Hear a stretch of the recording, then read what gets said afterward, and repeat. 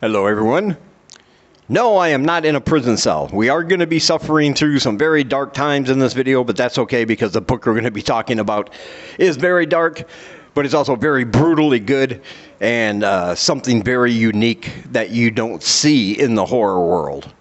And I was excited to read it, and I think you will be too. And we'll get to that, but first I want to say that my book of short horror stories, The Things That Happen at Night, is now available at the link below in the description for only $3. And I hope you want to buy it, and if you do, I hope you enjoy it. Now let's get on with the video.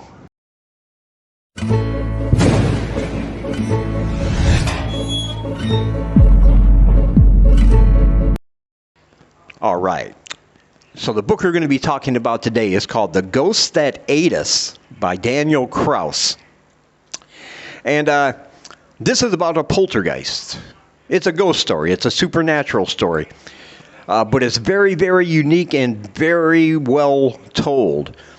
Because this book does something that other books have tried and had some success with, but not to the extent, I don't think, that this book does. Because this book is written like a true crime book, where everything in there is written by the author, Daniel Kraus, but it's written in a way that makes you believe that everything that happened in there is real. Okay? It doesn't just try to be one of these books where art imitates life or life imitates art. This comes across as a true crime book. The format, the words he uses, the way he explains things. He has footnotes and references of where he gets some of the information in this book that are completely made up by him. And also the addition of wonderful pictures. And that was a brilliant touch, I thought. Added a little something extra and really let you believe that you were reading a true crime book. In fact, I'd be willing to say that if people didn't know that this book was indeed just a work of horror fiction, posing as a true crime book, most people that just read it blind would probably be thinking, this actually happened. I can't believe I've never heard of this, and start looking it up on Google. Matter of fact, he does such a good job. There are some references in there and things that he put in this book that had me wondering, that had me going to Google just in case. Even though I knew it was a work of fiction, he sprinkles some truth in there, statistics and numbers about various things. Based on events that happen in the story, he researches certain things, and he puts those references in there.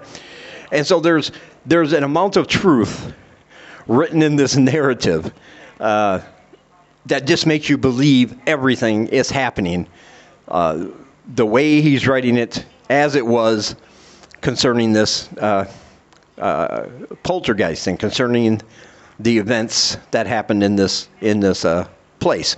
The place in question is called a Burger City number 8 to be precise, and it's in a very, very small town with 30, 40 people living there. So it's right off the interstate. It's not so much a town as it is a little hiccup on the highway, you know. But in this book, in this world, and remember, we're dealing with a book that doesn't treat it like fiction, but treats it like nonfiction. This place actually existed, and there was a haunting that took place over the course of a few months. And we get to know all the players, all the employees, and all the people that were involved during this time when these things happened. And at the end, there was just a massacre. There was a bloody, brutal massacre. And I'm not going to give it away, what happened or why. But people will die. Not everybody that we get to know throughout this book, through the author's narrative, some of these people are going to have died during this brutal supernatural event that happened in the Burger City, as they call it, the Burger City poltergeist. But the way the author, playing kind of himself, explaining how he gets to interview the survivors and the things they've gone through.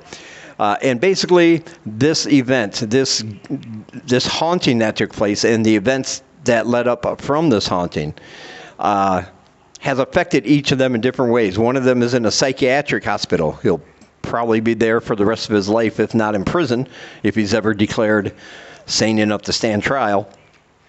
But each one of them is far, far worse. All the survivors are far, far worse off than they were previously in their lives because of this event. They feel as if the spirit, the poltergeist in question, and the things that happened there have followed them and haunted them their entire lives, and they are withering away. Most of them have lost a tremendous amount of weight. They suffer with post-traumatic stress disorder. They have alcohol addictions. They have drug addictions. They're paranoid. They might even be a little schizophrenic.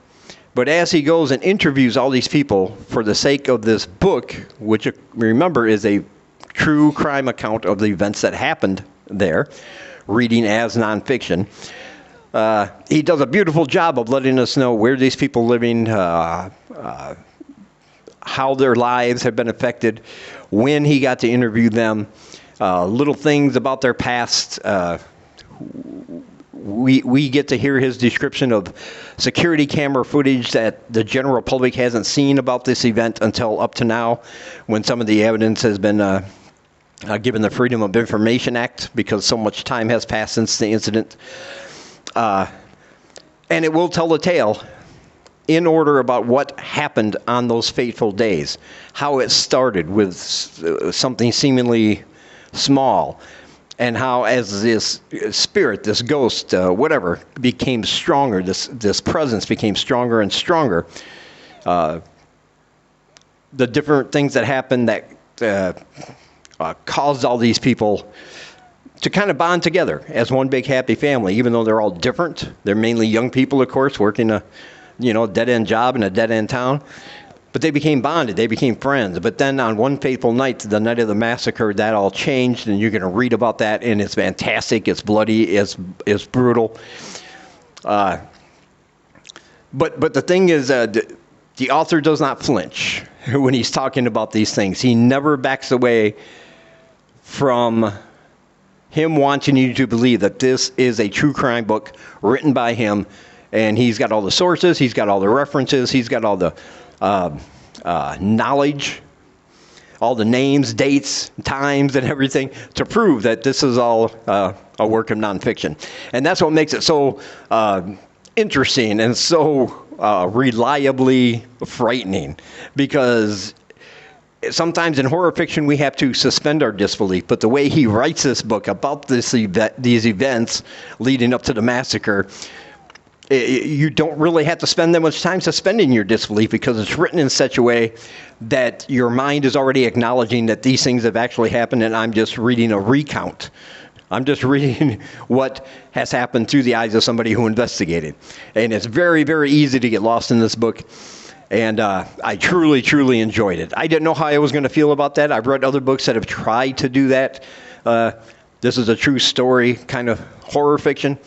But this book does it the best, in my opinion. I really, really love this book. It was fantastic. And, of course, it's a new release. And I will leave a link down below to Amazon so you can purchase it for yourself if you want. And also down below is a link to my book of short horror stories, The Things That Happen at Night.